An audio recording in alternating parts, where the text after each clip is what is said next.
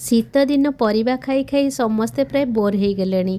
आउ खरा दिन आसूची प्रथम प्रथम करी छुई सहित आलू बड़ी आ बेसर दिया सोरिष दिया बेसर दिया तरकारी माने थालीए भात उठीजिव। ताहले आज यही छुई तरकारी रेसिपी मु आपण मानकु शिखेबी।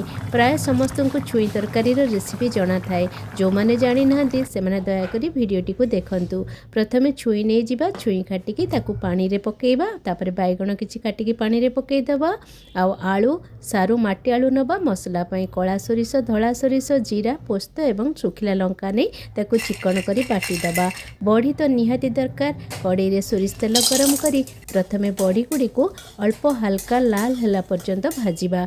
बड़ी को बेसी समय पर्यंत भाजिबेनी, कारण जेहेतु एटा तरकारी रे देबा तेनु अल्प बड़ी भाजिबे।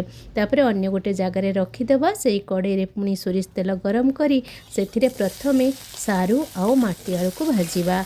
सारू आउ माटी आलू अल्प भाजी आसिले तापर सेथिरे आलू गुड़िक देईदबा। तो मु छुई हिसाब रे एई भली भाबरे परिबा गुड़िक नेइची, आउ दरकार मुताबक टिके लुण देकी पुणी आउ थरे ताकू भाजी दबा। तापर जो बटा है रखिदिबा मसला को सेथिरे देई 3 ରୁ 4 मिनिट कसी दबा। हळदी गुंड देईदबा। तापर एबे कौन करिबा ना टिके नख उषुम पानी सेथिरे झोल रे देईदबा। झोल फुटी आसिले कटा है रखा हिथिबा छुई आउ बैगण को सेथिरे देईदबा। आ बड़ी मध्य पकेईदबा। दरकार हिसाब रे लुण देकी ताकू घंटा घंटी करिकी घोड़ेकी रखीदबा। एबे छुई गुड़िक भल भाव सब परिबा सिझी जाइछि। एबे पछ बघरा करिबा। सोरिष तेल रे अल्प टिके जीरा पकेईदबा। तापर सेथिरे सुखिला लंका गोटे देईदबा, रसुण छेचा देईदबा। टिके फ्राए हो गले टमाटो दीटा काटिकी छोट छोट करिकी पकेकी सेथिरे देईदबा। छुई तरकारी रे एई पछ बघरा देले तरकारी रो बास्ना एवं स्वाद बहुत मात्रा रे बढ़ी जाई थाए। टिके घोड़े दबा। टमाटो भल भाव रे सिझी जाइछि।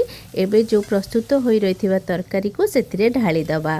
तापर सेथिरे गोला गोली करी दबा। तार फ्लेवर को आहुरी बढ़ाइबा पई धनिया पत्र काटिकी सेथिरे किछि मिसई दबा। सोरिष बटा ए जो छुई तरकारी रे बड़ी आउ धनिया पत्र देले ना, बास गोटे थाली भात पूरा आराम से खाई हे जीवो। तेबे आउ डेरी कहीं एबे बजारे बढ़िया छुई मिलुची, छुई नहीं आसंतु। एई भली भाबरे छुई तरकारी करंतु। एवं जो माने एकदम भी जानी नाहंती जमा भी डरंतुनी। एई सब समस्त स्टेप्स आपण फॉलो करि पारिले एवं वीडियोटी को संपूर्ण देखिले आपण मध्य स्वादिष्ट छुई तरकारी तैयारी करि पारिबे।